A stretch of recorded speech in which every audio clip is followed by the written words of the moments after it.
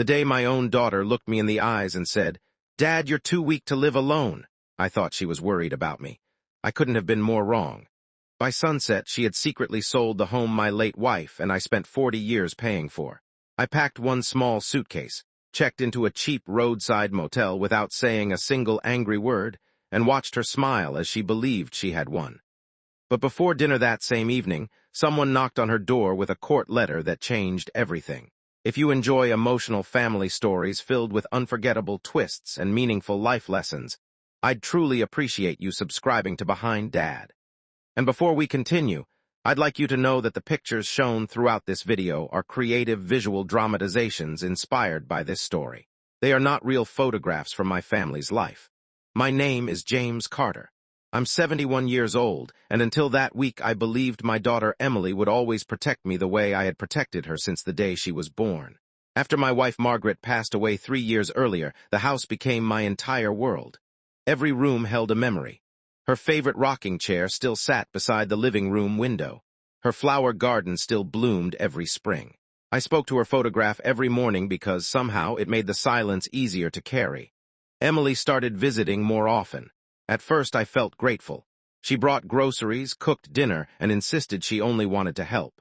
Then her husband Ryan began joining those visits. He constantly mentioned how difficult it was for an older man to maintain a house alone. Every conversation slowly turned toward selling the property. I politely refused each time. This wasn't just a building. It was the last place where I still felt close to my wife. One Friday afternoon, Emily arrived holding a stack of papers. She gently took my hand and said she had already arranged everything because she believed assisted living would be safer for me. My heart nearly stopped when she admitted the house had already been sold. Before I could even understand what she was saying, she handed me an envelope containing motel information and quietly whispered, "Dad, you'll thank me later."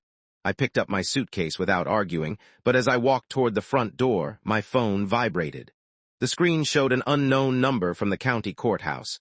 I stared at the phone for a few seconds before answering. A calm voice introduced herself as a clerk from the county courthouse.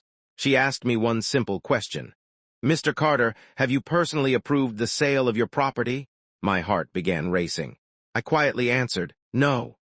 There was a long pause before she told me someone had filed an urgent objection, and I needed to come to the courthouse first thing the next morning. She refused to explain anything else over the phone.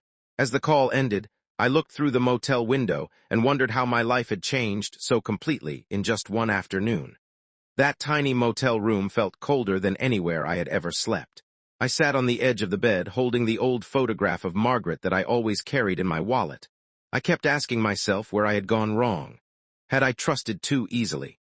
Had I ignored the warning signs because I loved my daughter too much? Every question hurt more than the last. Still, I couldn't bring myself to hate Emily. A father's heart doesn't stop loving simply because it has been broken. Early the next morning, I walked into the courthouse carrying only my small suitcase and the folder containing my original house papers. An attorney named Michael Harris greeted me in the hallway. The moment he heard my name, his expression changed. He quietly explained that my late wife had met with him only months before she passed away.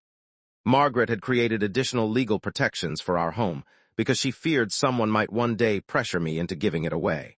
Hearing her name after all this time brought tears to my eyes. Even after her death, she was still trying to protect me. Michael led me into a private office and opened a thick legal file. Inside were certified property records, copies of the recent sale documents, and several signatures that were supposed to be mine. At first glance, they looked convincing, but then I noticed something. The signature wasn't written the way I had signed my name for more than 50 years. Someone had copied it, but they hadn't copied it correctly. Before I could speak, the courtroom door opened. Emily and Ryan walked inside together. Ryan's confident smile disappeared the moment he saw the legal file lying open on the table, and Emily immediately burst into tears. Emily couldn't stop crying. Ryan stood beside her, but the confidence he carried only yesterday had completely disappeared. I looked at my daughter and felt my heart breaking all over again.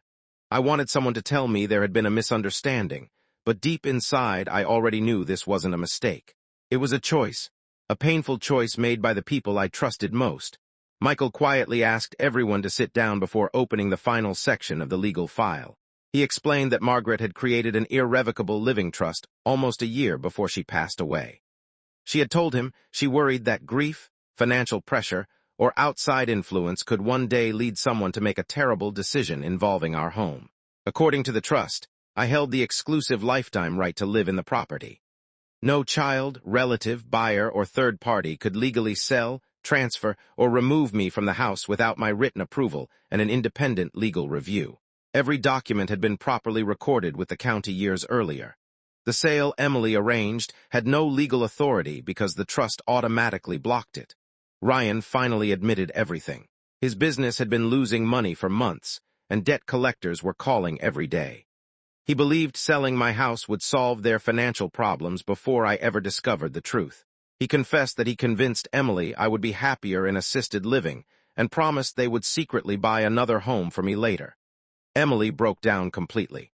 Through tears, she admitted she knew it was wrong, but she let fear of losing her marriage become stronger than the promise she once made to always take care of me. Hearing those words hurt more than any court case ever could. Michael slowly reached into his briefcase and removed one final sealed envelope with Margaret's handwriting across the front. My hands immediately began to shake. He looked at me with quiet respect and said, "James, your wife instructed me to open this only if someone ever tried to take your home without your free and informed consent." The entire room fell silent. Emily covered her face. Ryan lowered his head. I reached for the envelope, knowing Margaret's final words were about to decide what happened next. My hands trembled as I opened Margaret's final envelope. For a moment, I couldn't breathe. Her handwriting looked exactly the way I remembered it. She wrote that she prayed this letter would never need to be opened, because it meant our family had forgotten what love was supposed to look like. She explained that she never created the trust to punish Emily. She created it to protect the home we built together from fear, greed, or outside pressure. Then I reached the last paragraph. Margaret wrote that if Emily admitted the truth before everything was lost, she wanted me to choose forgiveness instead of bitterness. Reading those words through my tears reminded me that my wife always believed broken hearts could still heal. Ryan finally stood up and confessed everything. His business had collapsed under heavy debt, and every bank had rejected his loan applications. He believed selling my house was the fastest way to save his family from bankruptcy. He admitted convincing Emily that I would eventually understand once everything was over. Emily cried harder than I had ever seen before. She walked toward me, held my hands, and admitted she had betrayed the man who had spent his entire life protecting her. Looking into her eyes, I saw genuine regret instead of excuses. That didn't erase the pain, but it reminded me she was still my daughter. Michael calmly confirmed that the sale had already been declared legally invalid because of Margaret's trust and the forged signatures. The court immediately canceled every transfer, and the buyers received their money back through the proper legal process. My home remained exactly where it had always belonged. That same afternoon, a court officer delivered official papers to Emily and Ryan informing them that the transaction had been voided. Ryan's confident smile disappeared forever. He accepted responsibility, apologized without defending himself, and promised to rebuild his life honestly instead of chasing shortcuts. Trust would take time to return, but at least the lies had finally ended. That evening I unlocked my own front door again. As I stepped inside, I looked at Margaret's photograph and quietly whispered, "You protected me one last time."